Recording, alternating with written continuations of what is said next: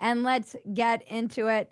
Mr. Michael Malice, welcome to Real America. We will bring him up and we're going to be off and running. Is the mainstream media dead? I feel like there is. I'm going to put you, broadly speaking, in the like right of center That's category at this fine. point because We all if you, know this is true. right, okay, but I feel that there's this kind of Greta Thunberg idea that all these institutions, like you said, have collapsed, and they have not collapsed. Like I'll believe the New York Times has collapsed when we're pulling the bodies out of the rubble.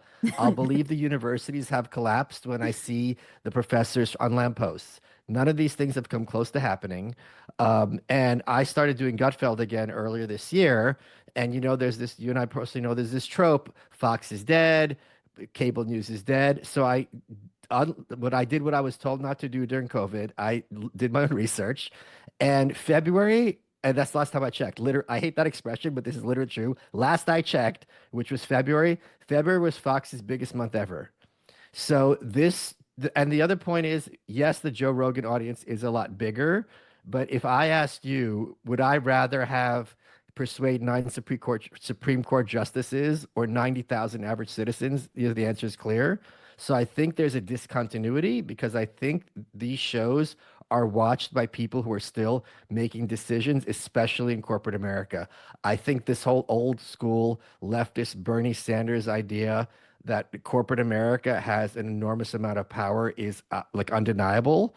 And this, populist vision that, people are waking up, sure, they're going to say they don't trust the corporate press, but when push comes to shove, that's who they're going to cite time and again. It's the same kind of thing when someone's like, I believe in marriage. I'm honest. I'm not going to cheat on my wife.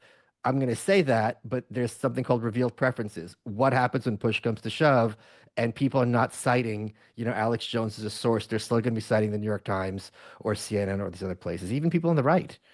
Yeah, and people on the right will say, "Oh, the New York Times, like this, that, or the other thing," and then they'll get so excited when they're on the Yes. bestseller list.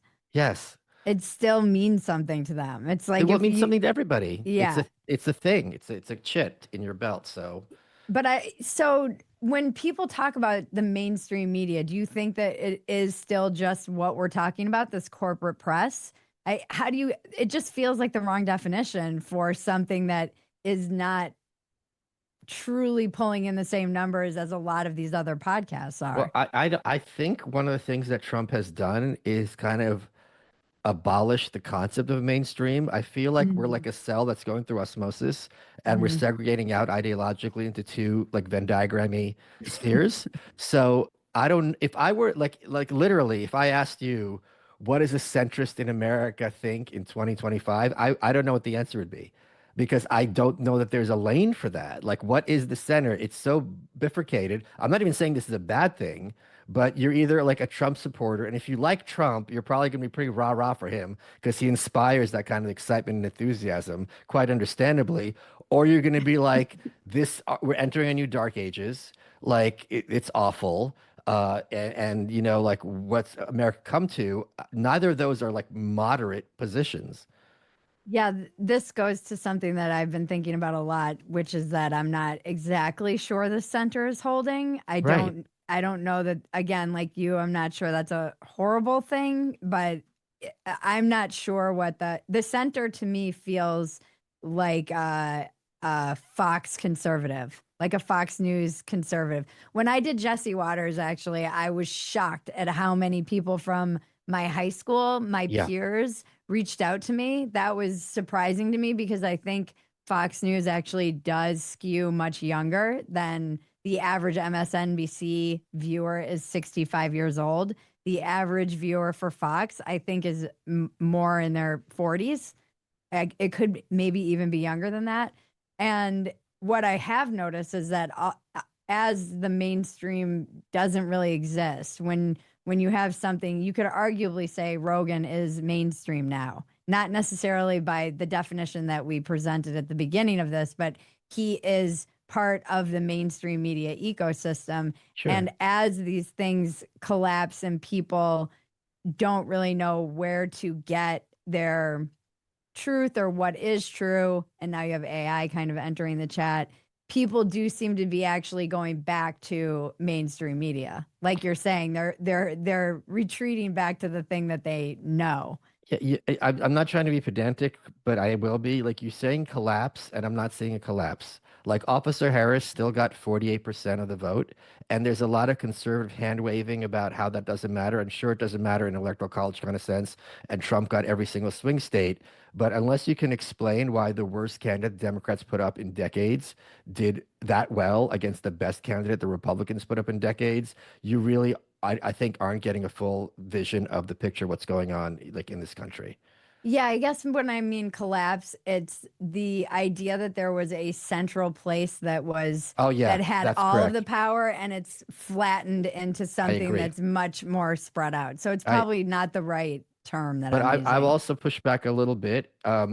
If what you're saying was, and you hear this a lot in the circles we travel in, if what you were saying is true as it's kind of taken as perceived wisdom in our space, COVID could never have happened. I think COVID demonstrated more than anything how powerful the corporate press still is and still remains. And I'm sure you hear, oh, everyone's waking up, everyone's waking up. A lot of people are waking up. Everyone is not capable of waking up. A majority will never wake up. So I think this is a complete myth in like podcast world. But don't you think Trump and all of these podcasts shifting things a little bit right, or the vibe shifting, is evidence that things are changing a bit? I Sure, but mean, I'm how saying did there's this. Trump even win? How did even get this win if it wasn't for alternative media being as huge as it is? I agree with you. I'm just saying I think there's a ceiling. So this kind Mm. of hockey stick thinking that one day we're going to snap our fingers and everyone's going to realize, oh, wait, this whole system is a scam out to screw everybody else. It will not happen, not anywhere in life. That is complete, I think, myth. You say something a lot too, like you don't hate them enough about That's, you know the. what? Hold on. That is Oren McIntyre's line, and everyone ascribes it to me, and I will take that with great pleasure. But credit where due, that is Oren McIntyre's line. Yes, and it's in regards to journalists. Do you think that about all journalists? Well, I don't want to sit here and paint with, yes.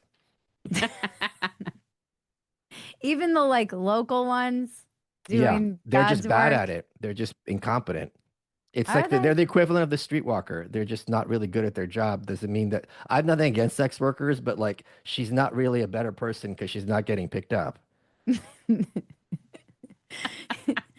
They're just not as good at social media and being like fame whores. Yes, quite literally. Mm, yeah. Or they're not as intelligent or as devious. Yeah. Do you, yeah. You saw that clip, and I'm sure people, maybe you haven't. There was this compilation of all the different shows that had, it's a threat to our democracy. And one after another, they were reading literally the same script. And it was just this kind of cacophony of these local reporters repeating this nonsense. So, yeah, that tells me what I think of them and their moral ethics. You don't think that like the TikTokification of news, because you were saying earlier that you won't hear anyone cite Alex Jones as a source, but I have heard multiple people cite Candace Owens as a source in the past Sure. week.